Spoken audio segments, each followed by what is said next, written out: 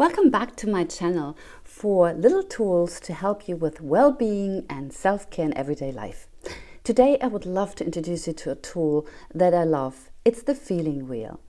Do you know the feeling of wanting to share how you actually feel with a friend or a partner and then just the right word does not come to mind?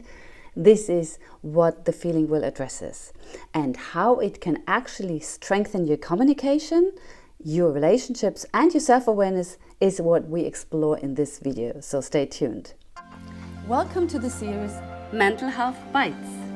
Navigate life, thrive and have positive impact.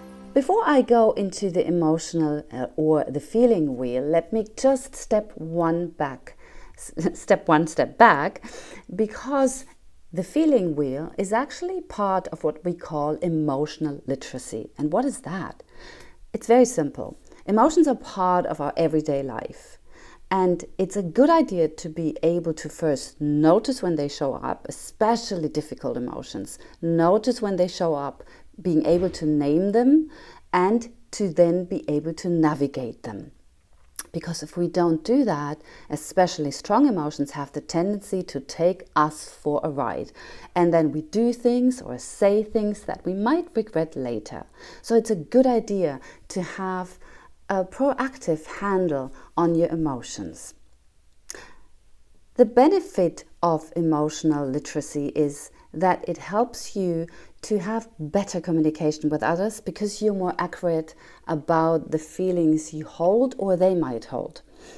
It helps especially with conflict resolution because often it's about the emotion that we want to share with the other person, because the behavior that they show gets us into a certain emotional response, and we need to be able to communicate about that.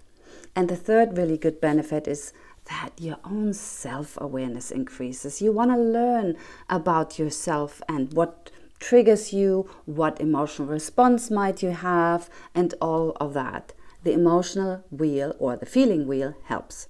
So what is the feeling wheel? The feeling wheel is simply a chart. It's a chart by Gloria Willcox. She is a psychotherapist, and the chart is quite old because she has done this years and years ago when she noticed that the client she was working with really had trouble to express the feeling that they wanted to talk about, or that the situation caused them to feel this way. So she thought, okay, what if I invent a chart to help my clients find their way to actually name the feeling? And she did. And I really like it. It's very simple because what it does, it states in the middle of the circle the core feelings that we all might be able to name. For example, I'm mad, or I'm sad, or I'm scared, or I feel powerful, I feel joyful, or I feel peaceful.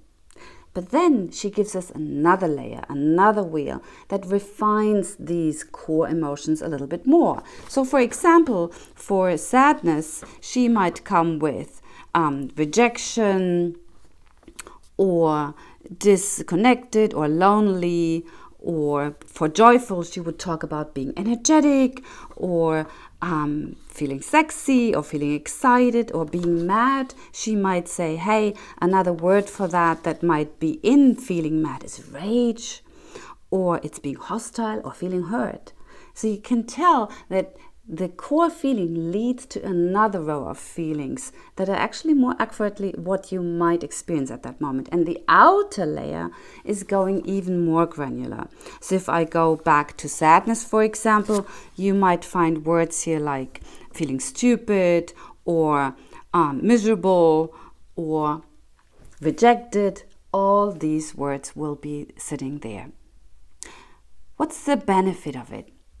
Literally, the benefit is being able to pinpoint your emotion more accurately. You can address it better. I give you an example. So I have a colleague that I really like, and we like working together. However, when we have Zoom calls, we seem to go into sort of almost a competition or a stalemate situation where we dismiss each other. And I looked into that, and the first thing I noticed is that after the calls, I felt low in energy. I didn't feel upbeat. I felt drained. Then I explored with the wheel a little bit more what is actually sitting there. And then I thought, I'm actually sad after the calls, or mad, something like that. And then I looked deeply into it and I said, there is a word that's called rejection. I feel rejected when she cuts off my sentence. And actually, I feel dismissed, or I feel not seen or heard, not honored in the ideas that I bring forward. That is something that if that happens to me, I go into a shutdown response. I simply don't listen anymore. You can talk and talk and talk, and I'm there, but I'm glanced over and glazed over, and I put myself into my own doghouse. And that's exactly what happened. So with help of the wheel, I could address the feeling that would come up during our conversations more accurately. And then the next step was actually to have the brevity to talk about that, which I did.